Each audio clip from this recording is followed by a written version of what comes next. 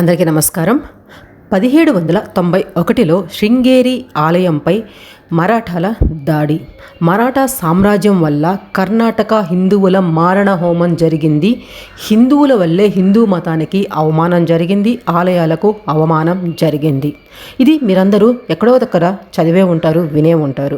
1791లో భారతదేశం భయంతో వణికిపోయింది. మరాఠాలు దక్షిణ భారతదేశంలో శ్రీ శృంగేరి శారదాపీఠంలో బీభత్సం చేశారు.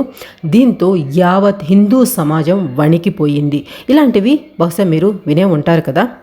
అసలు 1791లో శృంగేరి పీఠంలో ఏం జరిగింది, ఇది దానికి ముందు జరిగిన పరిణామాలు ఏంటి, ఇది ఖచ్చితంగా ప్రతి ఒక్కరూ తెలుసుకొని తీరాలి. ఇక్కడ నేను చెప్పే ఇన్ఫర్మేషన్ మీకు నచ్చితే లైక్ చేయండి, వీలైనంత ఎక్కువ మందికి షేర్ చేసేందుకు ట్రై చేయండి. అదేవిధంగా నేను చెప్పిన కంటెంట్ మీకు కరెక్ట్ అనిపిస్తే మీ ఒపీనియన్ అది ఏదైనా కూడా కమెంట్స్లో మెన్షన్ చేయండి.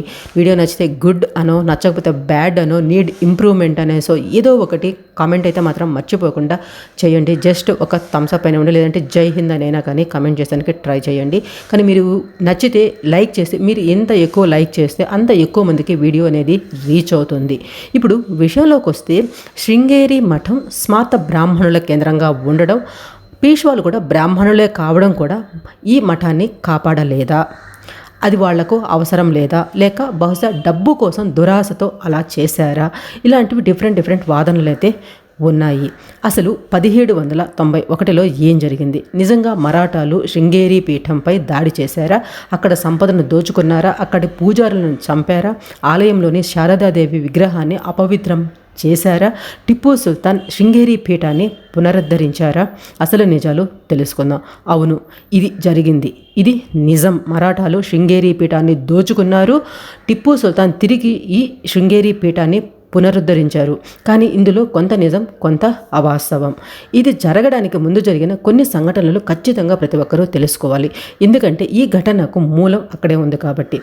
థర్డ్ ఆంగ్లో మైసూర్ యుద్ధం జరిగింది. ఆ సమయంలో బొంబాయి సైన్యం కెప్టెన్ లిటిల్ నేతృత్వంలో పరశురాం భౌ నేతృత్వంలోని మరాఠా సైన్యంలో చేరారు. 1790 జూన్ 19న వీళ్ళు మరాఠా సైన్యంతో చేరారు.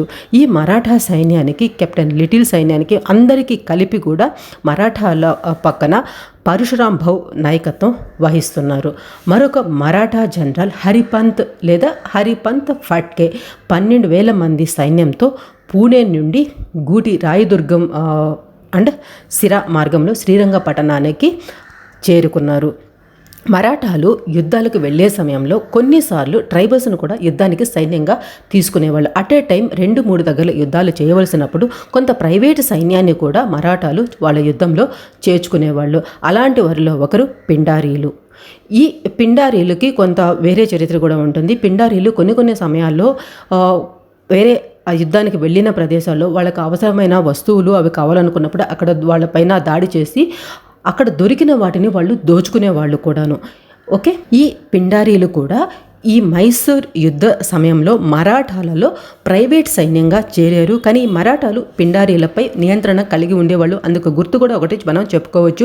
1791 ఆగస్టులో రఘునాథరావు అండ్ బాలసాహెబ్ రాయదుర్గాన్ని స్వాధీనం చేసుకున్నప్పుడు, అంటే ప్రజెంట్ ఆంధ్రప్రదేశ్లో ఉంటుంది ఈ రాయదుర్గం, దాన్ని స్వాధీనం చేసుకున్నప్పుడు ఈ పిండారీలు అక్కడ పట్టణాలను కానివ్వండి, గ్రామాలను కానివ్వండి దోచుకోకుండా ఉండేలాగా వీళ్ళు చూసుకున్నారు. 1790 ఆగస్టు 6న Maratha general Parashuram Bhau, captain Little నేతృత్వంలోని ఈస్ట్ ఇండియా కంపెనీకి చెందిన ఈ లిటిల్ సైన్యం, పిండారీలు అందరూ కలిపి 10,000 మంది పోరాట యోధులు మైసూర్ రాజ్యంపైకి వచ్చారు. ఈ యుద్ధ సమయంలో మరాఠా సైన్యంలోని ఈ పిండారీలు ఆ మఠంపై, శ్రీ శారదా మాత ఆలయం ఉండే శ్రీ శృంగేరి మఠంపై దాడికి పాల్పడ్డారు. అక్కడ సంపదను దోచుకున్నారు, అరాచకం సృష్టించారు, అక్కడ ఉన్న ఏనుగులను కూడా దొంగతనం చేశారు. ఈ విషయం తెలుసుకున్న టిప్పు సుల్తాన్ అక్కడ ఈ శృంగేరి ఆలయం ఉండేది కూడా టిప్పు సుల్తాన్ యొక్క మైసూర్ రాజ్యంలోకే వస్తుంది. టిప్పు సుల్తాన్ ఈ సంస్థ అధిపతి అయిన శ్రీ సచ్చిదానంద భారతీ స్వామి వారికి ఈ సంఘటనను ఖండిస్తూ ఒక లేఖ కూడా రాశారు. దోచుకున్న వస్తువులను, సంపదను భర్తీ చేయడానికి అనేక బహుమతులతో మాత్రమే కాకుండా దానిని మరమ్మతులు చేయడానికి కూడా డబ్బు పంపించారు. ఈ విషయాన్ని టిప్పు సుల్తాన్ ద్వారా పీష్వాకు తెలిసింది. ఈ విషయం తెలుసుకున్న వెంటనే మరాఠాలు ఈ పిండారీలని పనిష్ చేశారు. చేసిందే కాకుండా వాళ్ళని మన్నింపు కోరుతూ వారు దోచుకున్న సంపదను తిరిగి మళ్ళీ శ్రీ శారదా పీఠానికి శృంగేరి పీఠానికి చేర్చేలాగా చేశారు.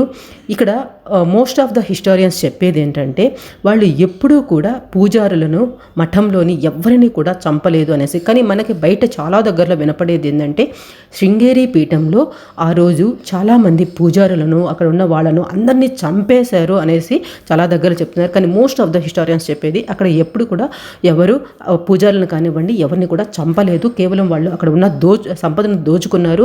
ఆ దోచుకున్న విషయాన్ని తెలుసుకున్న మరాఠాలు తిరిగి మళ్ళీ అక్కడికి వచ్చి శృంగేరికి వచ్చి మిగిలినంతా వాళ్ళకి ఇచ్చి వాళ్ళని మన్నింపు కోరారు అనేసి చరిత్రలో చెప్తున్నారు. కాకపోతే ఇక్కడ ఏం జరిగింది అనేది మనకి ఈ డిఫరెంట్ బుక్స్ ద్వారా మనం తెలుసుకున్నది మాత్రమే ఇది. మీరు ఇంకా ఎక్కడైనా ఏదైనా చదివి ఉంటే మాత్రం ఖచ్చితంగా కమెంట్స్లో రాయండి. మీ ఒపీనియన్ కమెంట్స్లో మెన్షన్ చేయకుండా మాత్రం ఉండకండి. నచ్చితే లైక్ చేయండి. ప్రీవియస్ వీడియోస్ కూడా చూడండి. నేను కరెక్ట్ ఇన్ఫర్మేషన్ మీకు చెప్తున్నాను అనిపిస్తేనే సబ్స్క్రైబ్ చేసుకొని సపోర్ట్ చేస్తానికి ట్రై చేయండి. Thanks for watching. జై హింద్.